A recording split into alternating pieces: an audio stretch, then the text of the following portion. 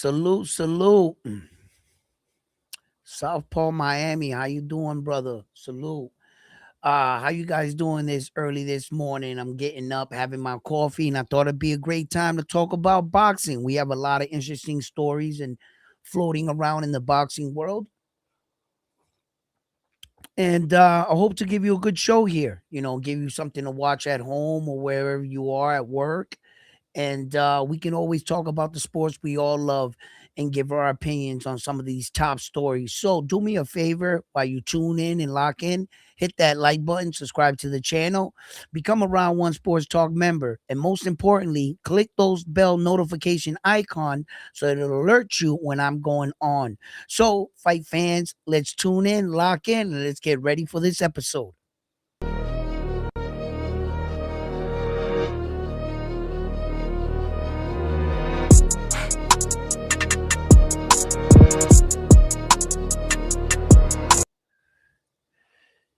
Oh, yeah. Good morning for boxing. Good morning. What's up, fight fans? Let me get a swig of this coffee. Wake up, get an early start right now. You know, uh, well, there is a lot of big things going on in boxing. And one of the biggest things going on right now is this debate versus Sufa boxing and the world of boxing as we know it. We know professional boxing today by the four major sanctioning bodies that are recognizing the sport as champions. Now, in a sport where they built, these are the organizations that we have that have stood by through the courses of years of boxing and have crowned champion after champion. These belts have legacy.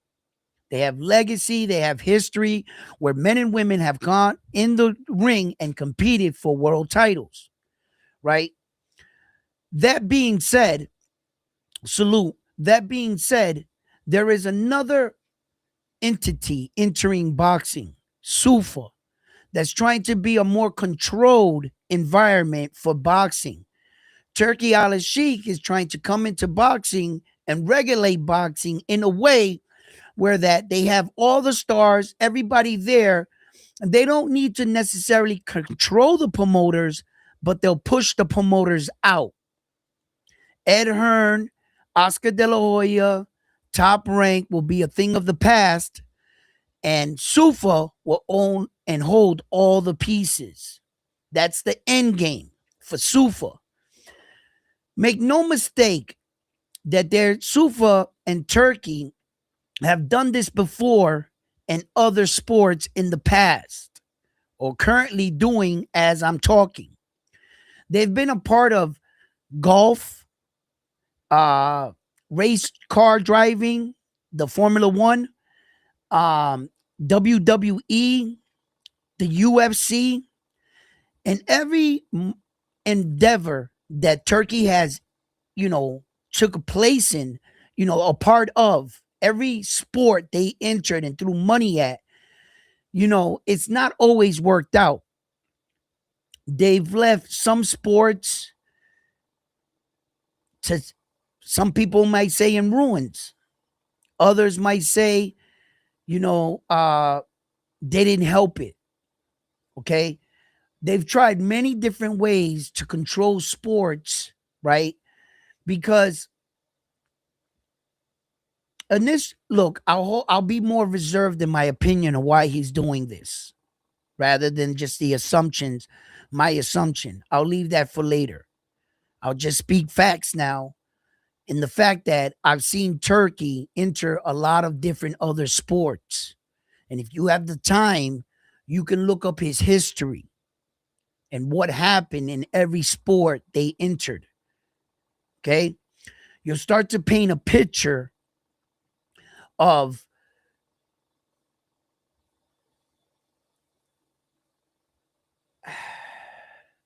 I got to choose my words wisely, right? Because what I think and what I feel, it's not what I feel, it's what I can prove. What do you have proof? Are you just saying things just to say them? Can you prove what you're saying? And in the field that I'm and in the chair that I'm sitting, I'm choosing to report, but I'm not choosing to push my views. I don't want to give you like this impression like I got this all figured it out. No, no. But I have ideas, hunches, speculations, and that's all that can be. So I'll be more reserved in that. What I do know from what's being reported,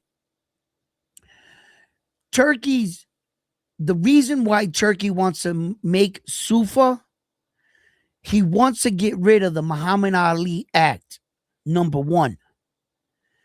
In SUFA, this is the way it's structured, and this is, I know to be fact, that if you run SUFA like you ran the UFC, you only got one guy that they signed to, one payroll, no promotion. They control everything.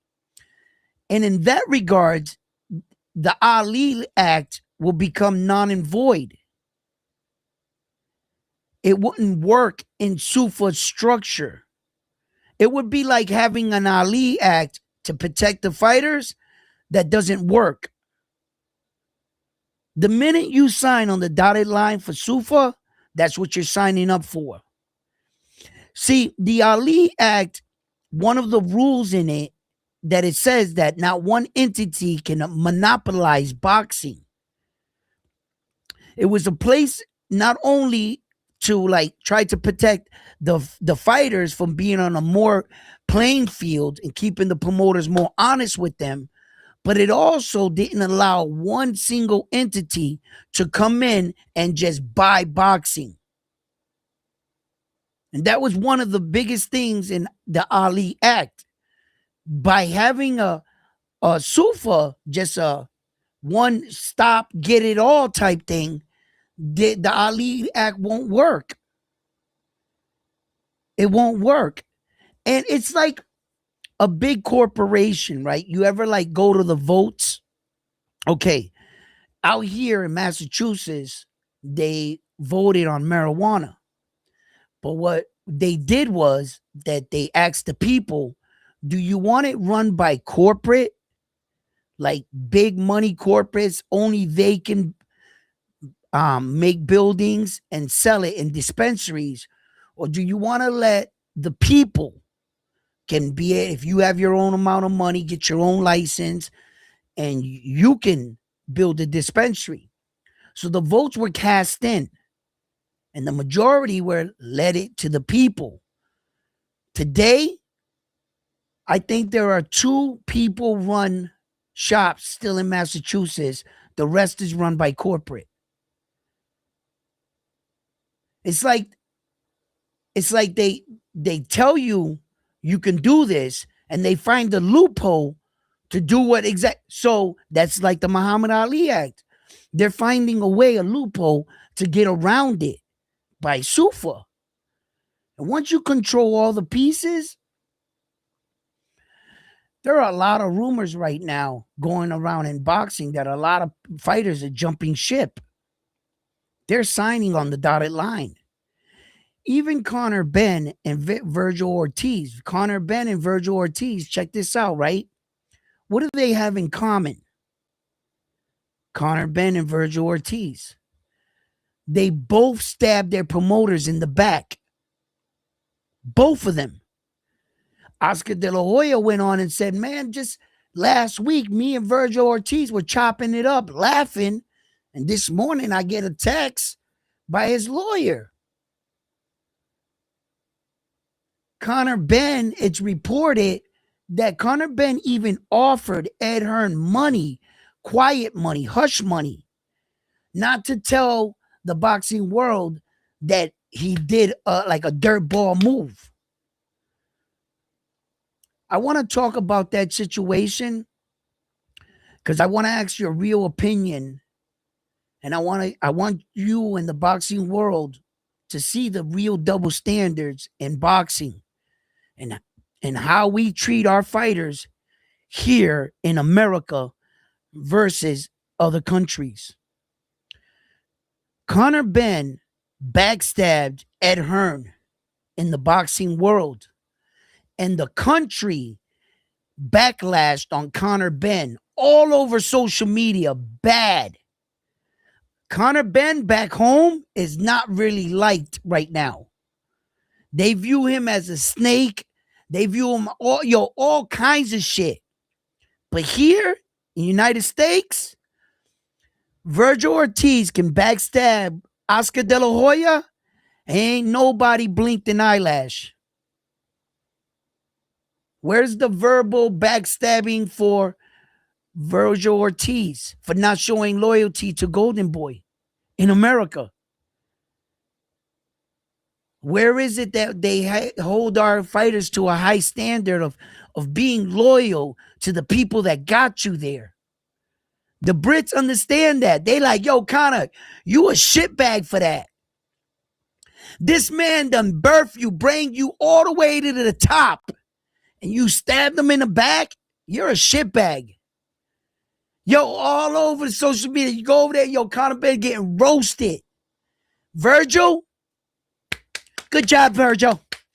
Fuck Oscar. He's a piece of shit. Did you see those photos? Yeah. Go, Vergil. Fucking Americans, bro. Yo. We're different. We're different. We're built different. It's weird being an American, right? We claim to be at the highest standards, but our bar is set so low. It's crazy. It's fucking crazy. Yo, when we go to other countries, the Americans coming through, we cocky, arrogant, talking shit, fuck you, this, that. Yo, what? In the building, right? Yo. But our morals are so low. So low. You know, it's like we don't have honor. It's a cutthroat business, dog eat dog world out here. You know, we're hard to impress. It's just different. And, you know, you watch it unfold in boxing. You watch the Vergil situation. I'm watching the Conor Benn situation. And I'm sitting back and I'm just like, wow, man. We really don't hold none of these guys to a high standard. We're selective on the guys who get title fights. We're selective on the guys that can come back after 5 years and jump in line. We're real selective in America. But we claim honor. We claim to want to be fighting the best. We demand the best fights, but we don't demand for them to be honorable. Our fighters. Tank can do whatever the fuck he wants. And they'll support him. See, in America, if you're a slick talker, or you just because you're cool looking and you say something, that shit will stick. Tank Davis got a bunch of famous one-liners. He killed Devin Haney without throwing one single punch in a ring. Tank said, you an email champion. That rocked Devin Haney. That knocked out Devin Haney worse than any uppercut he would have took by Tank in a ring. Tank beat most of these guys with words. Devin Haney, you pillow fisted. That rocked him again. In today's era, man, it's not like it used to be. You know, I remember coming up, man, our motto was, we from the show me state. You gonna have to show me. Yeah, popping. Yep, it sounds good. Sounds all good. Ain't nothing between us but air and opportunity. As soon as you take that shot at me, there it is. My time to shine. That's, you know what I'm saying? It was just, it was a different era.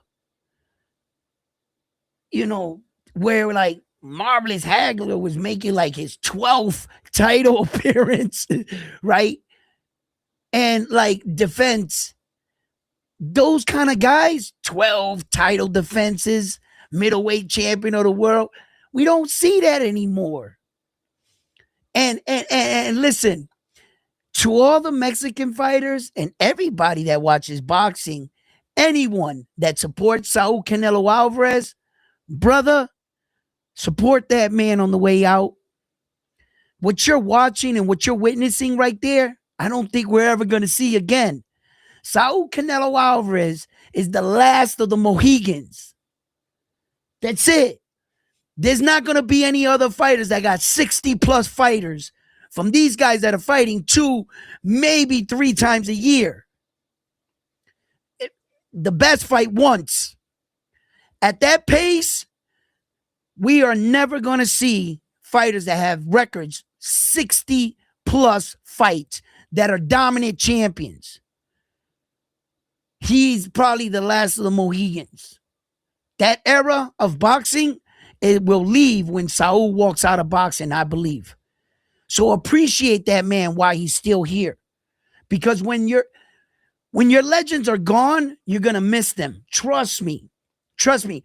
And one thing I learned about sports, support your whoever your best fighter is, support them, be a fan, whatever. But try to learn how to pull back from that fighter at the end of the career. Because when they leave, they usually take the fan, the hardcore dedicated fan with them. That's what happens. When Michael Jordan left the NBA, I left. When Brady left the NFL, I left the NFL. I put too much stock on one individual player that when they were gone, it broke my heart. I couldn't see the game no more. It didn't allow me to enjoy football. I was heartbroken when Brady left. I followed him all the way to fucking Florida. You know what I mean? And it was like, so moments like that taught me, in order to keep enjoying the sport, quickly find the next boxer that'll keep you engaged. Don't just hang on to that one guy, because trust me, once he's gone, your love for the game might leave with it. It just might leave with it.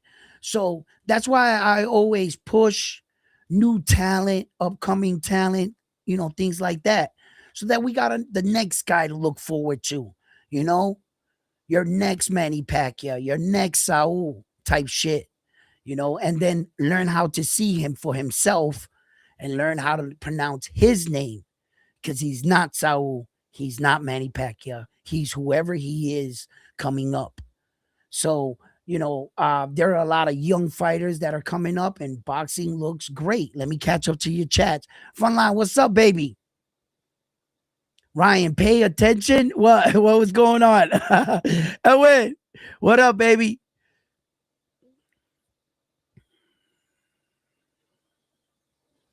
Yeah, I'm up early today.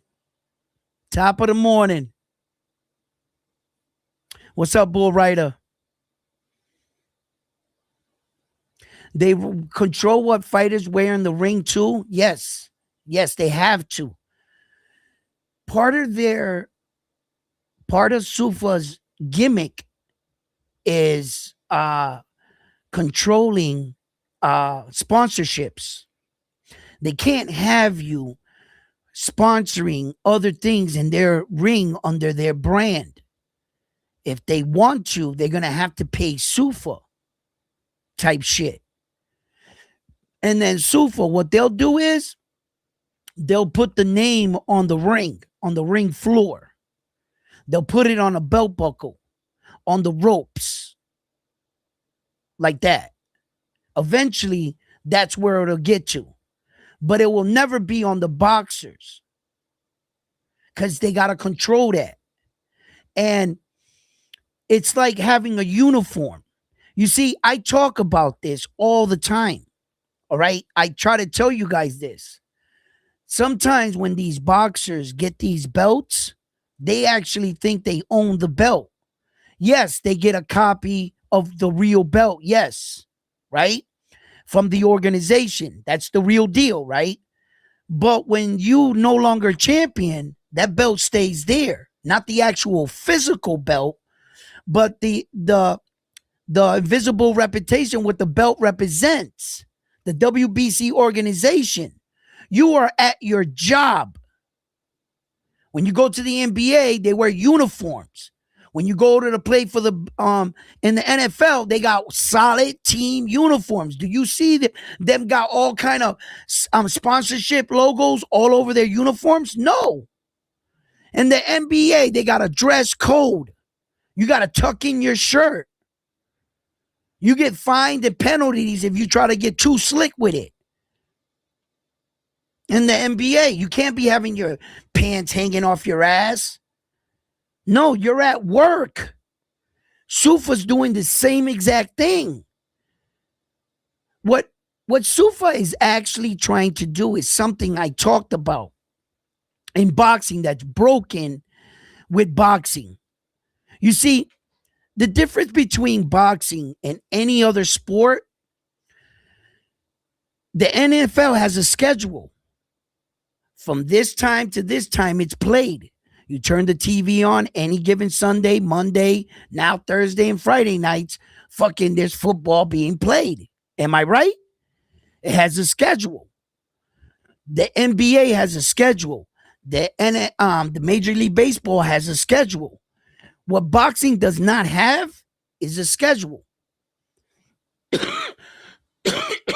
When is boxing played?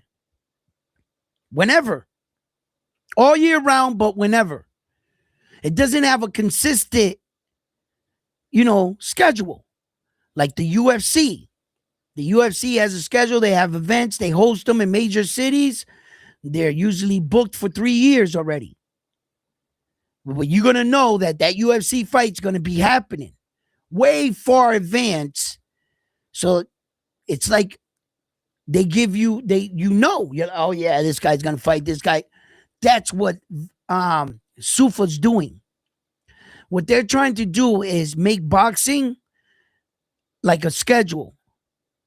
It really doesn't matter who's boxing or what names. It's up to them to get the names to fill the schedule.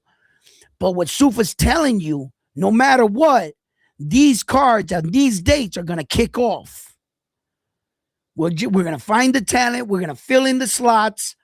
But Sufa's going to give you a boxing product, and it's going to come on time, on a schedule. That's what they're telling these boxers to reel them in. You will be working. You don't got to worry about your next fight. As soon as you get out the ring, you have no idea when you're going to get back into the ring or who you're going to fight. See, in Sufa, you might not know who you're going to fight, but you know you're going to work. You're at work. We got a uniform for you. Wear the uniform accordingly. This is how it goes. They're trying to structure boxing in a way that they can control all the pieces. It's not necessarily beneficial for the fighter himself. It's more beneficial for them. You understand? And the thing is, like everything in life, business, right?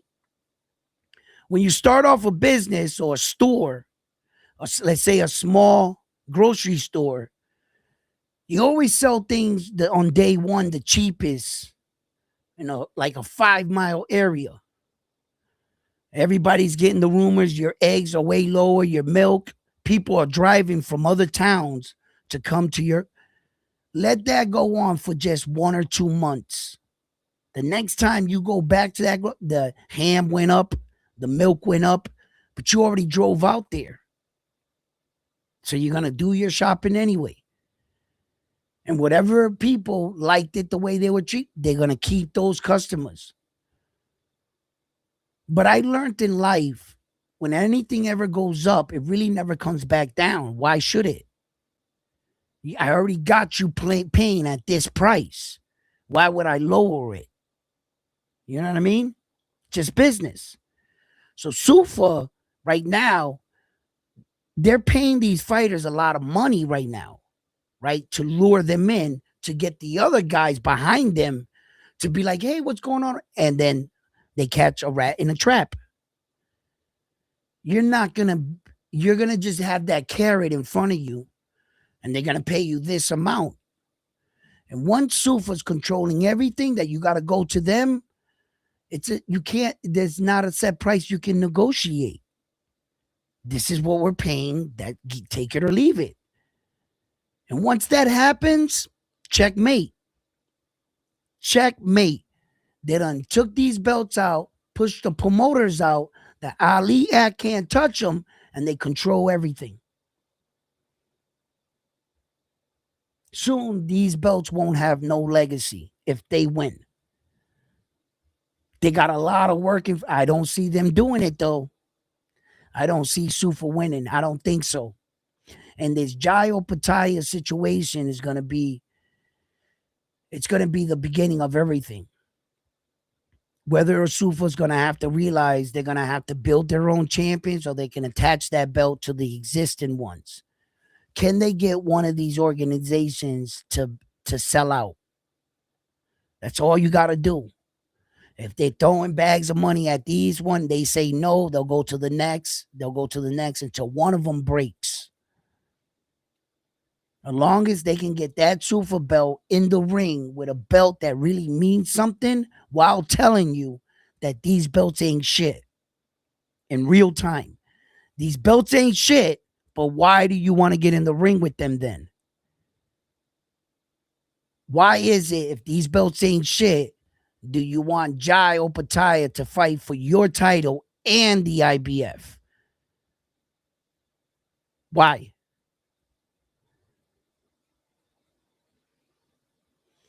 They're going to try to beat them out. What up, guys?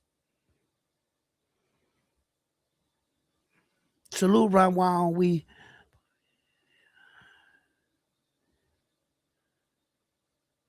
Yeah, I'm getting Paramount, missing out on these Sundays. Yeah, Pug. Yo, listen. There's a lot of networks now, and I think that the Zone is definitely leading the way, but that fucking outrageous bundle pack, like, that's almost $500, man, for like the year or one, some shit like that. They fucking crazy, bro. Most of those fights right there won't be pay-per-view fights, but they're gonna try to sell them and boost them to you. Look, I'm honest with you guys. And I think that the fight with Junto and Naoya Inoue is definitely pay-per-view worthy. Okay, 100%. In the States, I'm not sure it would be, right? But Naoya Inoue right now is catching fire.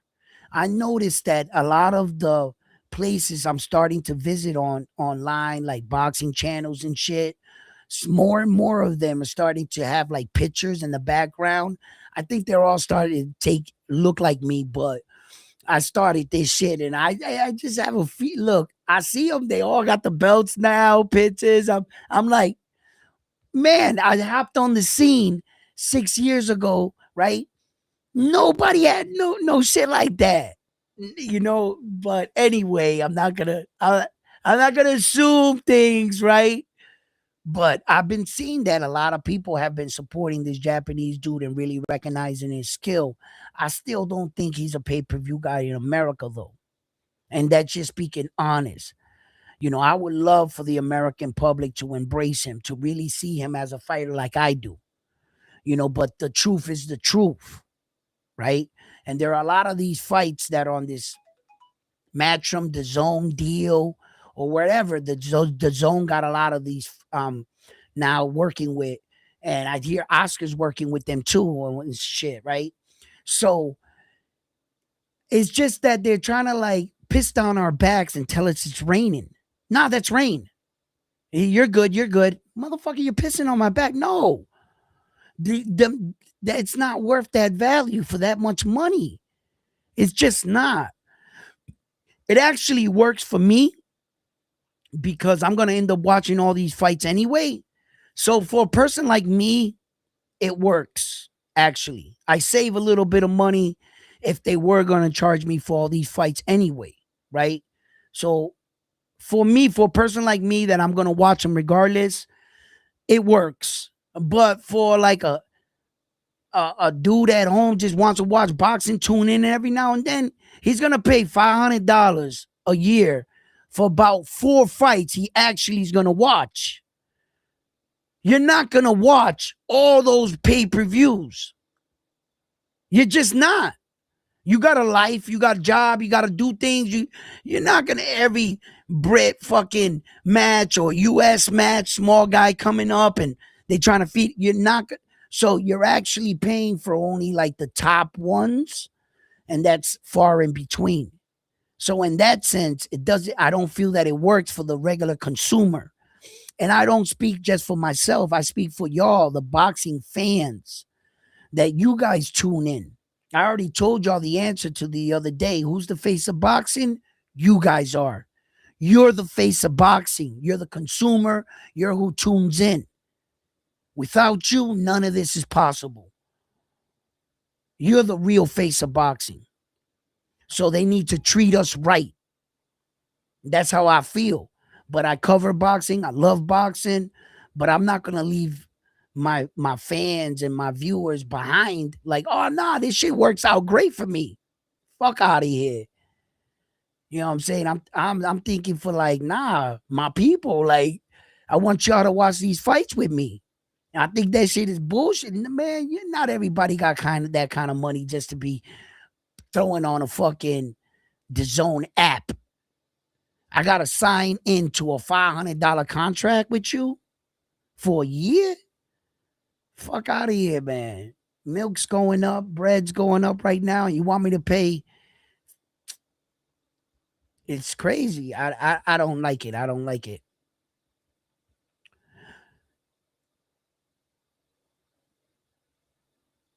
Mick, what's up? What's up, guys? Frontline, what are you doing? You at work?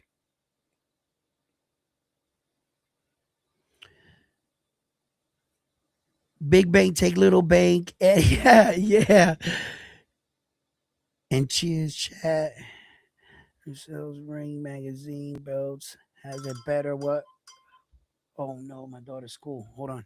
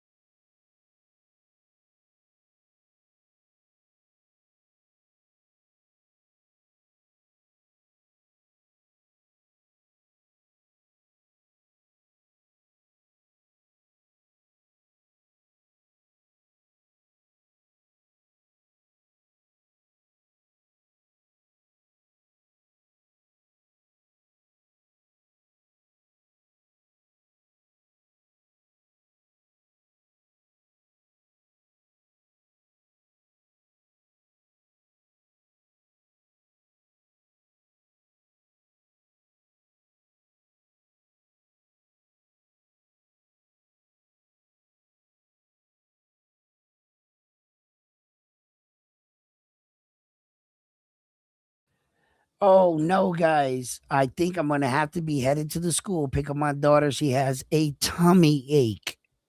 And I think they're sending her home right now. So I'm talking with my wife right now. She's gonna figure out what they're gonna do, if they're gonna send her home right now. Uh I think I'm gonna have to go pick her up. I'm gonna have to pick her up in a second. But let's wait for the phone call. So anyway, guys, what is Rolly's on the upset? What for Rolly and Devin Haney? That's a risky fight, bro. It's a risky fucking fight. What happens if fucking Rolly stops Devin, bro? That'll be crazy. That'll fuck up everything, man. That'll fuck up the Ryan fight. That'll fuck up everything. Listen, when Ryan lost to Rolly, it fucked up the situation, didn't it? Right?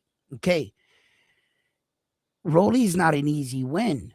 I think that Devin can beat him outright. Devin's a smart fighter. Come on, guys. You know what I'm saying? I can't be like the triangle theory. Rolly beat Ryan, what Ryan did to Devin. Rolly's gonna come in. Nah, I think Rolly had his moments in the sport. Definitely had his moments. But Devin's gonna do what Esau Pitbull Cruz did to him. Devin's gonna expose Rolly. And the crazy thing is, Rolly's actually getting better. I think he's gonna be a bit more tougher. I don't think he's gonna do what like in violence what Esau Cruz did to Rolly. No, no. Let me take that back because I might be giving you a false impression of what I'm thinking of. I'm just thinking of Devin just gonna whoop his ass like Esau whooped his ass. Not exactly the same way. No, no. But Devin's gonna whoop his ass.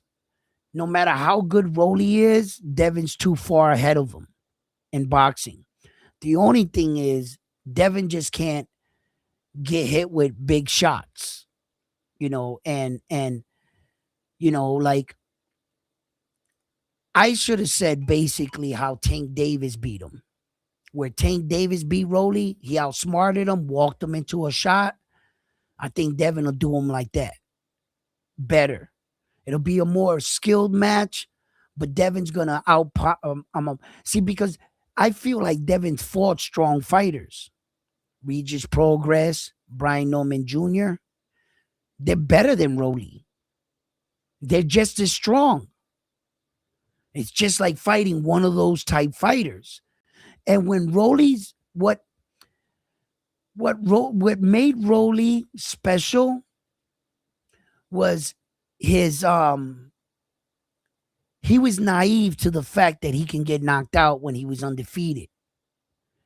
Rolly really thought he could bulldozer through these guys. Let me take this phone call. This is the school.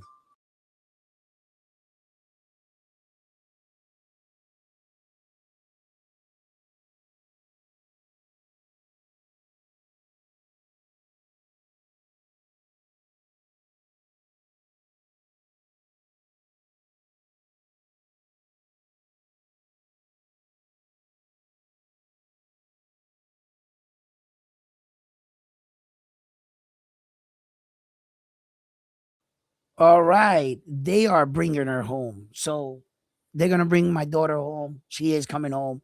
When she comes in, I got to bring her downstairs, give me a few minutes with her or whatever, have her settled in, and we'll continue the show. We'll go from there. Edwin, guess who I got in that fight? Freaking fun line, right? But the thing with Rolly is that, you know, he's the surprise, bro. Rolly can be that upset, so it's all there in the back of our minds.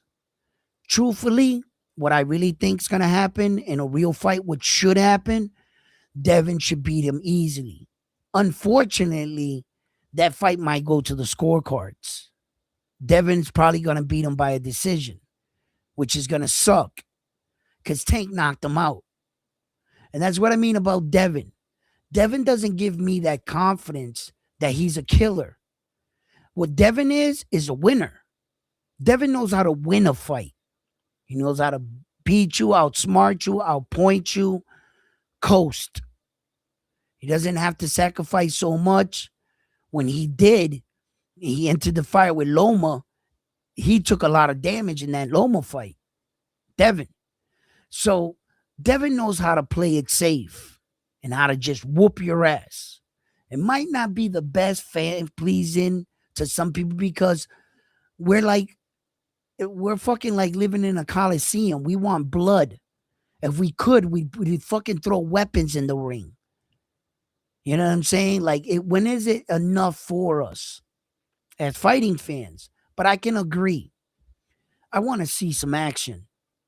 So in that sense, I don't think that but Devin's got to prove that. He can come in at any given time and he knows how to manage a fight, learn how to take control of the fight, and then learn how to finish the fight. That can happen at any time. Devin can just start putting a lot of pressure on these guys. But that's up to him. If he chooses to stay this way, the way he's winning fights, it's up to him for the fans to support him. I really don't consider Devin Haney a boring fighter at all. I don't. He's a great fighter, Devin. A lot of people just don't like his style of fighting, boxing. He's winning, though. He's not losing. So, but that's a risky fight for Devin. And a lot of boxing people are going to view it as such. Me? No. Devin Rowley's not on your level. There is no way this should be a risky fight for a fighter like you. Devin, if you are what you claim you are, if you are what you say you are, a superstar, then Devin, start fucking acting like it. Go in there and pack him up. That's what you're supposed to do. For what you're claiming, the kind of fighter you are, then that's what you need to do. You can't claim to be Floyd, but not doing any Floyd Mayweather shit. I remember there was a point in Floyd Mayweather, he was pretty boy Floyd. Devin, you never had a pretty boy Floyd era. See, pretty boy, he can say, my hands were broken, I got surgery after, but he proved Floyd was ruthless. A big puncher. The way he took Diego Corrales apart, Diego Corrales was undefeated. Huge. Never knocked down out in his career. Mayweather brutalized that man with punching power and skills. He had the pretty boy era. Where's your pretty boy era?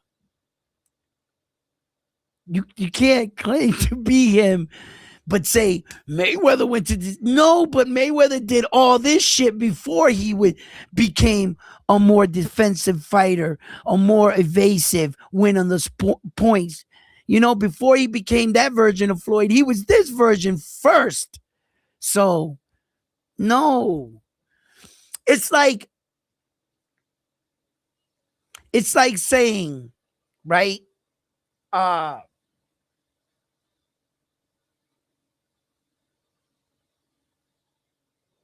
Okay, the comparison to when they say like the best clone of Michael Jordan, the closest version to Michael Jordan in everybody's eyes, and it always just stays, is Kobe Bryant, right? And for years, I let that go. That conversation, I love Kobe. I love the Lakers. I never liked Chicago or Michael Jordan. I was a Laker fan. So I really never wanted to argue when they said that Kobe was the best version. And look, because they had these videos they would play.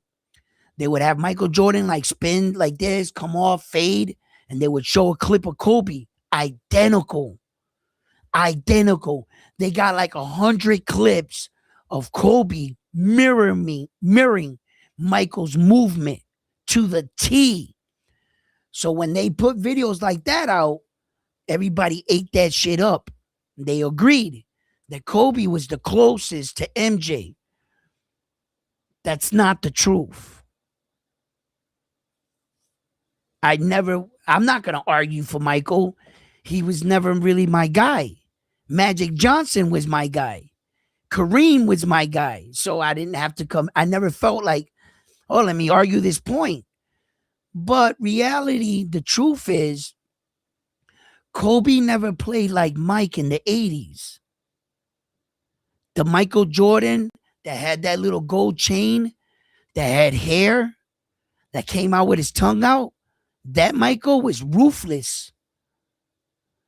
That Michael that scored 63 on 5 Hall of Famers in the Garden while he was dragging around a bunch of fucking basketball players that they were more social media than anything.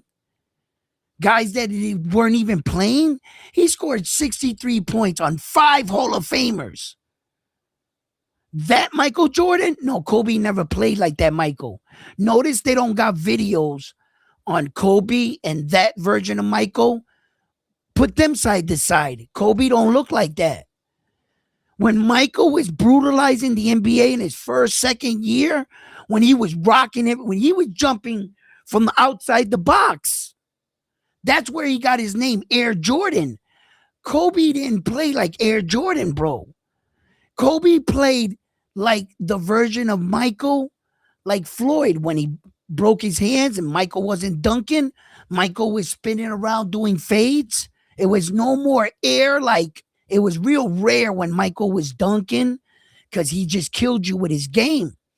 Kobe actually mirrored that version of Michael.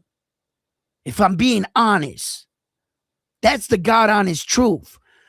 Kobe Bryant looked like that version of Michael. That version of Michael was probably better scorer, defensive player. No, maybe not defensive, but his game was tighter, and it was more on destroying the team. The young Michael was ruthless. It didn't fucking matter. Yo, he took it to everybody. He told the league, I'm here. That Michael with the necklace that had the choker, Michael, that version of Michael, when he's on the fucking cover like that with the choker on, Kobe never played like that. Kobe never looked like that version of Michael. So, but I never said anything. You know, I was like, yeah, Kobe looked just like Kobe was a Laker. Hell yeah, I'm agreeing to that shit. Because when you looked at the footage, he just like Mike, baby. Fucking spitting image. But I knew. See, because I was old enough to see Michael when he was younger. I was fortunate enough. And I knew, I was like, yeah, he does play like Mike, but he plays like this version of him. You know what I mean? And it's like Floyd. Yeah, Floyd ran and did all this shit, but there was a point in Floyd's career where he was pretty boy Floyd. And he was ruthless. So that's what I'm saying about Devin. All right, Devin, you're claiming to be this. Cool. I don't got a problem with that. But you got to have an era of dominance in order to be like these guys for Devin. So, and I think that it can show up. I believe in Devin Haney. I think Devin Haney's a great fighter. I tell you all the time. I told you what I feel about Devin, what I feel his character, where he's strong at, about his, he's got to get like an identity and get his confidence back up and be dominant, be a killer in the end, not just manage a fight, not just win a fight, And for some people, they don't like that shit. Him managing the fight, just doing enough to win.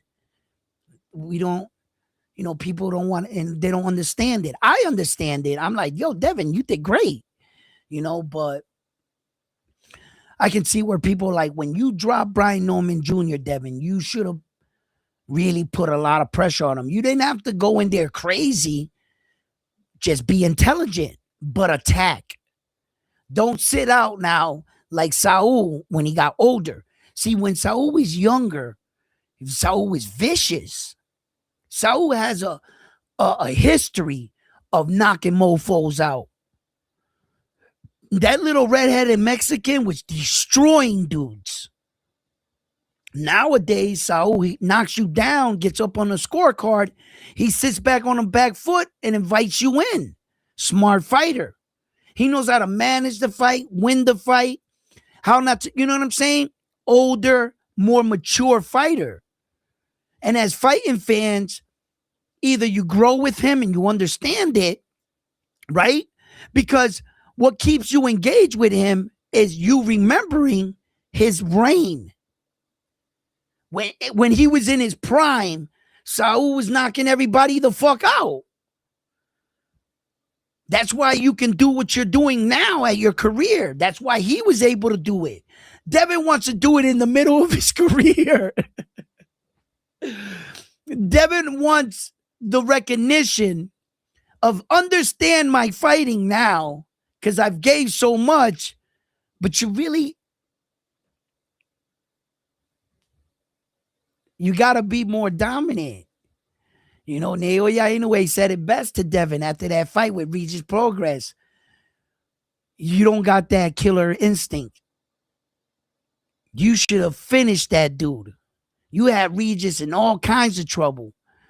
But, you know,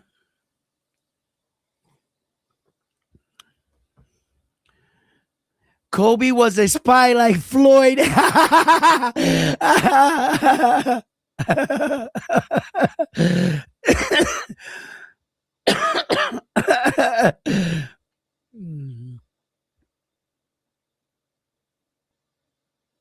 Yo, listen, that's cold.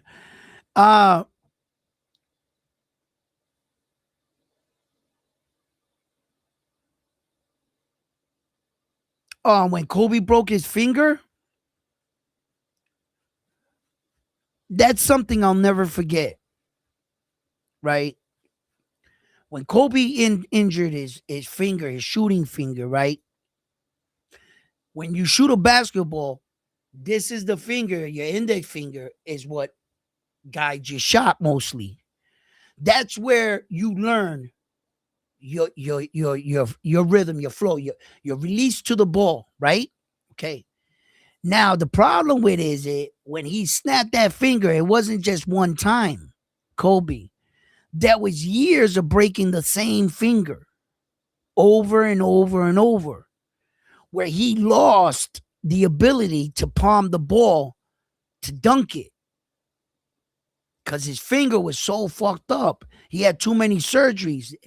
He didn't have no nerves and not that many muscle tendons to be able to flick the ball anymore. It was basically a dead finger. You know what I'm saying? Or just get it amputated. That shit got bad for him. Athletes always want to be in the game, like the best, always want to be in the game, and they really push off surgeries. And that shit comes to bite them in their ass, literally. Look at Deion Sanders. He lost his big toe. Deion Sanders only has 4 toes. They amputated his whole big toe off, and that was because of turf foot. That's easy to fucking in the beginning to just don't play for a while. Stay off your feet. And you'll heal it. This man lost his entire toe because of it. Athletes are stubborn. So Kobe, instead, what he did, this motherfucker opted to learn how to shoot with his middle finger. This motherfucker locked himself in a gym for like, I don't know, probably a month. He probably slept in that gym until he got his middle finger to release the way he liked it. He changed his whole style of shooting basically in one season. And he learned how to shoot with this rather than hanging it up and saying, calling it quits. Same shit. Hold on a second, guys.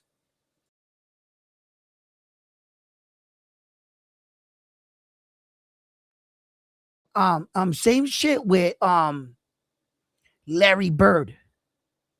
Larry Bird fucking was playing softball in the junior college or whatever, and a softball came and snapped his finger just before he was scheduled to go to the NBA. So Larry was a better shooter.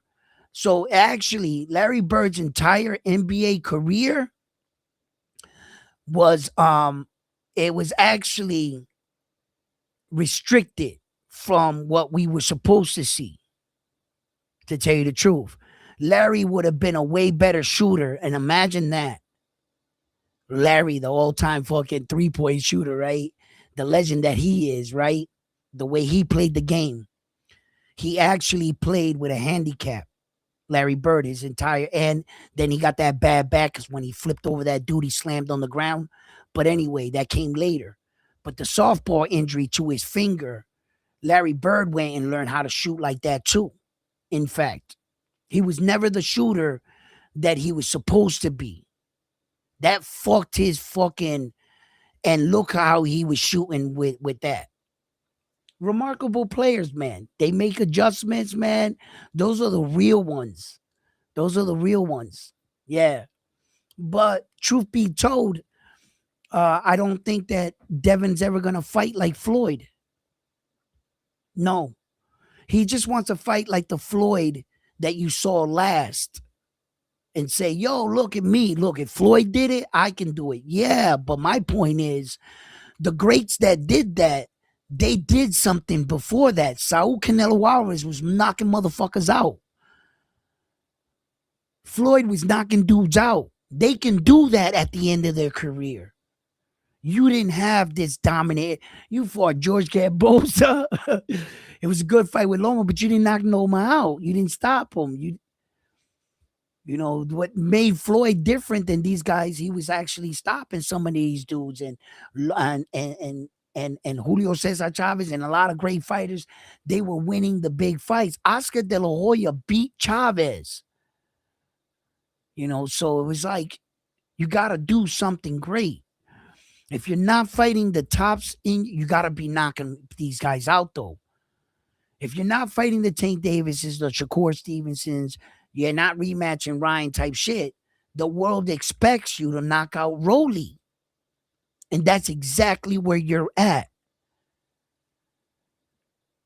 You got to stop him. Yo, there's a video going around.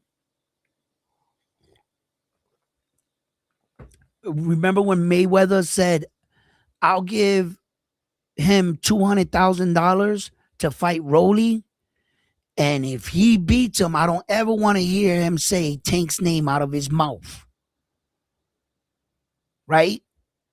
To Ryan. And it was like Floyd saw something in Rolly a long time ago. Floyd believed in Rolly. For some reason, you know, and Floyd Mayweather is a genius. When it comes to boxing and eye test, there's nobody probably greater than that man right there. That's the GOAT. And I can see why now. In the beginning, I was like, what the fuck is a Rolly fighter? What's Mayweather doing with Rolly fighter? Mayweather only wants to like promote like the best top talent. What the hell was he messing with? Beep, beep, beep. Ryan down. That's why Floyd. Rolly's that unpredictable fucking fighter that can come in. He's like that. If you don't know about him and his powers and his intensity and shit, Floyd must see. Because in fighting, it's not always the smartest fighters that the coaches are like, yeah, you're going to be a real great fighter because you're smart. See, the coaches recognize you got to be a little to be a boxer. To be a real fighter, there's got to be a small part of there, and that the cheese done slid off the cracker, you know, right? You got to have a little bit of that in you, you know what I'm saying? Pause, you know? And it's like Rolly, you know, he might have sniffed glue in school, magic markers, you know? He might have ate a crayon or two, right? I love you, Rolly, right? But you need that part, that dog. Rolly is he ain't got it. When he was young and undefeated, he ain't had no sense. Rolly realizes now that his career was a little rushed and he was put in some big fights. He was used like a crash dummy, Rolly. When he found out that they viewed him more crash dummy than fighter, he might have been hurt. Because Rolly's a real type of dude that he takes this serious. He just wanted to learn. He just wanted to get better. And Rolly was real fortunate to be in the situations that he actually was for the skills he had and the backing. Floyd, he was very fortunate, but he made the most out of a lot of his situations, regardless of what I think of his, some of his fights and his outcomes. I got to admit, the man, yo, he got the last laugh. When a lot of the boxing worlds didn't view him serious, they viewed him more entertainment, more mouth than anything. Rolly got the last laugh on all of them. He beat the fucking Ryan Garcia, the king of boxing. Shut the fuck back. Lay down, clown. Yo, he got up, they went the distance, but still, you know what I mean? Yo, Rolly, man, shout out to you, brother. Like, he is a fighter. Rolly is a fighter through and through, bro. You know what I mean? And that's just a Devin, bro. You got to pack him up. No, I'm serious, Devin. I'm dead ass serious. Like, Devin, you can't just be going to 12 round decisions with Rolly, bro. And Rolly, you can't go to 12 round decisions with Devin. I don't suggest you go to the scorecards with Devin, Rolly. You're not going to win. Rolly, knock Devin the fuck out. That's what I suggest for you. Keep your belt and take Devin's belt.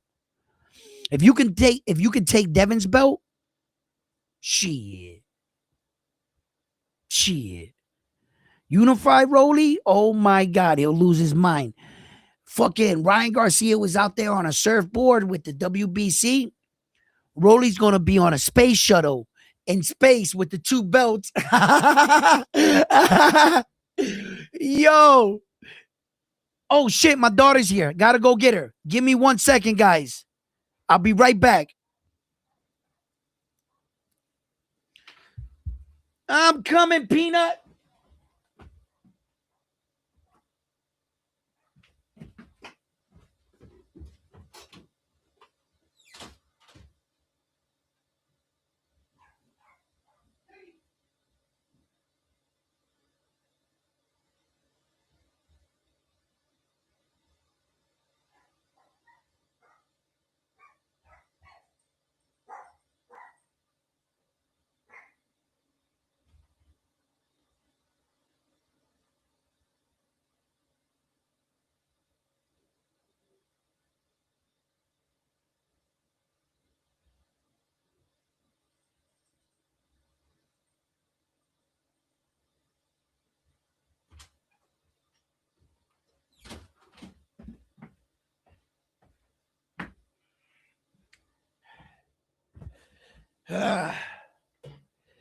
Yeah, that was quick. I ran down quick. She got in. She's like, "Oh, Dad, my bed." I was like, "Go ahead, go to bed. I'll be right down. Get you something to eat and some liquids and stuff." So, yeah, she must have a little stomach ache. The other day there was like something going around. I didn't watch the fight, the Navarrete fight that day. Yeah, there's like a little stomach bug going around type shit. That Shane Mosley moment versus Floyd told you all you needed to know about Floyd's nerve system and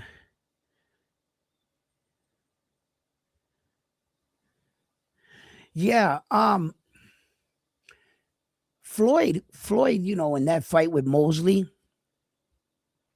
ironically, Mosley's coach called the entire fight before it happened. If you go back and you look at Mosley's head coach, right? And they were talking about it. They said, what do you think is going to happen in the fight? So I'm going to tell you what's going to happen in the fight. He said, Floyd and Mosley going to go out there. Mosley's going to hit Floyd with a big shot. And if Floyd can recover from that, what's going to happen is he's going to wake up a sleeping dragon. And from that moment on, Floyd's going to turn into Floyd. Basically said Mosley's going to get his ass whooped, but he is going to land that shot. But if he don't put Floyd down, he's just, and that's exactly what happened. Like to the letter. Mosley hit him, pop. Floyd fucking made the adjustment, and Mosley never landed that punch the entire fight. He just got brutalized. The punch was never there again. Floyd was never in that position, and that kind of exchange, he learned his lesson. Those are the elite fighters. He knew what Mosley did, why he had success, and where he was at, where he was not supposed to be. Floyd didn't make that same mistake twice in the entire fight. Took over the fight. Yeah. Zab Judah fight was a bit more different. The Zab Judah fight, I think, honestly, Zab Judah was the only fighter I saw that can match Floyd in speed. You see? But when you come down to break down their situation, their fight is actually much deeper. For me, as far as an analytics and breaking down the sweet science and shit, that Vergil for me, right? When I went back years later and I realized now what I was watching, breaking it down, right? It went to show me that you can have God-given talent. You can be blessed by the gods and be given speed, footwork, and understanding of fighting at a level that it would take somebody years to understand. Fighting just lays down for you in your head, right? Okay. But what I learned from that Floyd Mayweather fight versus Zab Judah is that you can have some of Floyd Mayweather's qualities and traits, but unless you possess all of them, you're not going to move like him. Now, are you? That's what that fight taught me. I saw a man equally as fast as Floyd, but he couldn't keep it together. The reason why he couldn't keep it together, he didn't have Floyd's discipline in the gym. He didn't have Floyd's mindset. He had Floyd's speed. He even had some of Floyd's twitch muscle movements. He didn't have Floyd's footwork and placement. He had good footwork, Zab Judah, but he didn't have smart feet. Then Zab Judah was just talented. He wasn't calculated. Floyd was calculated. And then he also wasn't blessed by the gods to have Floyd's lungs, his gas tank. Floyd's gas tank was better than Zab Judah's. So although he had some qualities of Floyd, he didn't have everything that Floyd possesses. The gods gave everything to Floyd, but brittle hands. I guess they can't give him everything, huh? Can't give him all of it, But I saw there where that's where I learned it's not enough just to have some of Floyd's properties. It wasn't just enough to have. There's been fighters that have had his properties, some of his attributes, but not all of them. And that's where I learned that from watching shit like that. That I realized what Floyd actually was. He was very, very special fighter. He's the definition of he was born to fight. And the fact that he got to be born and he didn't die in a fucking car accident, drug overdose, prison. The fact that he made it to the actual sport he was born to do. Not every time, every basketball player that was going to be better than Michael Jordan ever stepped a foot on an NBA basketball court. They're probably doing life in a prison, slam dunking right now, or dead in a cemetery. They never got their chance. You'll never hear about them, never know about them. You'll never even know they exist. There's probably a guy out there that was better than Floyd, but he didn't get to make it. Floyd did. And when those guys get to do and perform the craft, because some guys get stuck behind a 9-to-5 job. Some guys blow out their knee. Some guy just, too many kids had to work in the fucking salt mine. Couldn't go and play because I started a family early. And they never get to that sport. So the fact that them, like the Michael Jordans, the Tom Brady's, got to the sport they were supposed, what they were really designed to do, and got there, that's when you see the best. And yeah, man. But Floyd's laser speed live is like watching a what? A mongoose and a cobra striking after these 4 rounds. Sam got, yeah. And then he punched him in the balls, yeah, when he got frustrated. And then the 2 rings, the 2 corners, remember? Roger Mayweather threw a punch at somebody. They almost disqualified that fight. It took like 10 minutes to get everything under control. And then to get them back to fight Floyd Mayweather and fucking Zab Judah. You know, it's funny. It's like you're watching a cobra and a mongoose.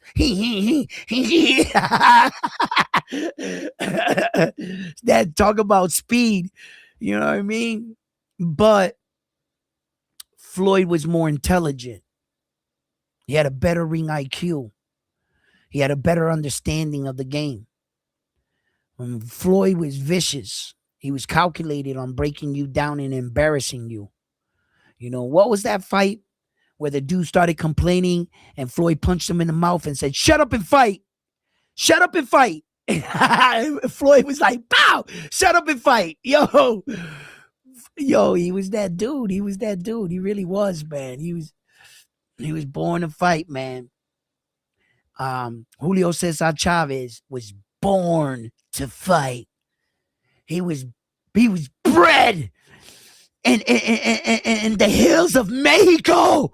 He was molded out of stone. Okay?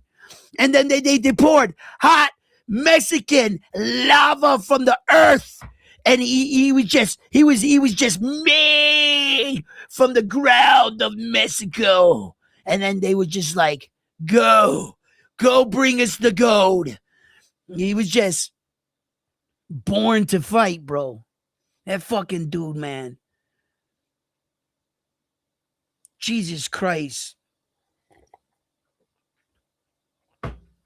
Mayweather was born to fight. Julio Cesar Chavez was born to fight and built to fight. He was a bit different because Mayweather wasn't built as like because he had a defect, his hands. So he wasn't built quite right. He was born to fight, but his structure, right?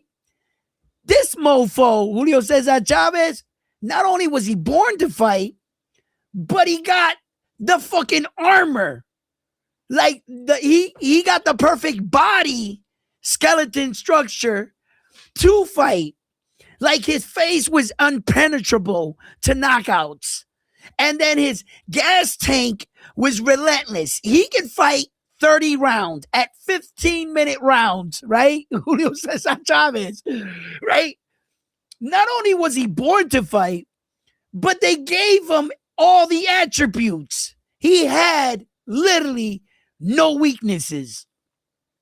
See, Floyd had the weaknesses. He had his hands, etc. Floyd had an iron chin, you know, and all the other attributes. But that motherfucker, yo, I was like being modest the other day, explaining like, oh, he like fought like 500 fighters. You know, truth be told, he probably fought 500 fighters in 1 year. And fucking kept fighting. Like, this motherfucker sparring resume, it's got to be ridiculous. Because if he sparred 5 to 6 times a week, like he like in the interview when he said it, there's 365 days a year. and then you got a fight scheduled. So if on and off season, all he did was spar guys,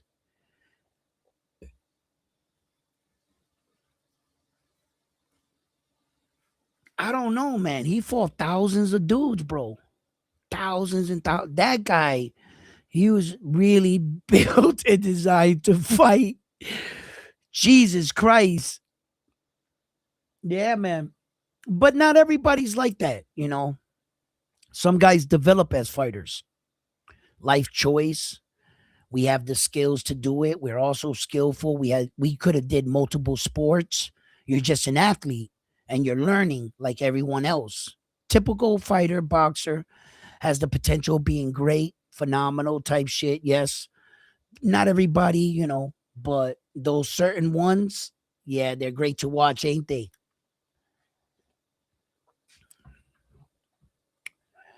Oh man.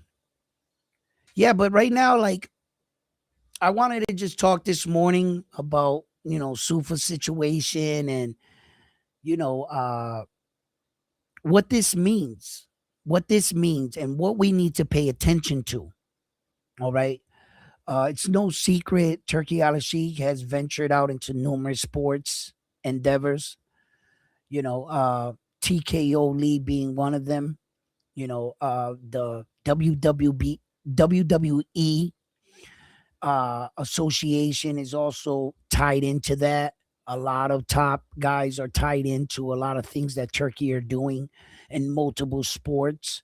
I just want to remind you, if you have the time and the energy, you don't got nothing else to do. Just Google on YouTube Turkey Sheikh's involvement with other sports. Go watch those documentaries and see how it turned out for them. This is not the first time they're doing this. Golf, NASCAR racing, WWE, the UFC, boxing. Dave, and you'll see. And you got eyes, ears. You come up to your own. I'm not gonna try to paint you a picture, sway your mind. I don't want to do any of that. At Round One Sports Talk, I want your real opinion. I want to know what you really think about these situations. I don't want to already put something in your head and you're like, yeah, man, Pop, no. Think, look for yourself. Tell me what you think. You know?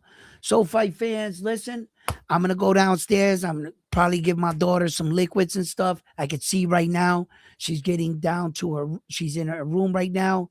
So she just got out of the bathroom. So she's going to her room. So now I'm gonna go downstairs and I don't know, maybe make her some chicken soup or something. Put some chicken soup on the stove for her.